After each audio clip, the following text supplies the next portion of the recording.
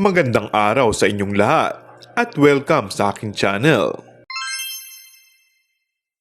Matindi talaga ang pinagdadaanan ng cast ng Topak para lang mabigyang buhay ang istorya nito, lalo na pagdating sa mga action scenes.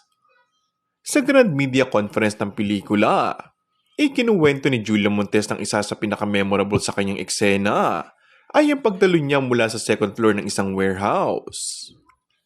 Sabi ni Julia, ang mahirap sa paggawa ng action movie, gaya ng Topak, ay hindi mo lang iniisip ang pag-arte mo, ang linya mo, kundi pati na rin ang kaligtasan mo.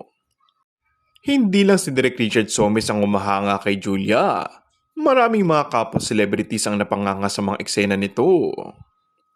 Samantala, super proud naman ang boyfriend ni Julia na si Coco Martin. Agaw eksena ang paggabot ng isang bouquet ng bulaklak matapos mapanood ang pelikula. Buhay na buhay ang dugo ng mga Coco Jules fans nang makuhaan ang video ng tawagin ni Coco ang aktres na nanay bago iabot ng bulaklak. Tila pagkumpirma na nga kaya ito ng hindi matigil-tigil na balita patungkol sa balita na may anak na ang dalawa. And that's all for our today's video.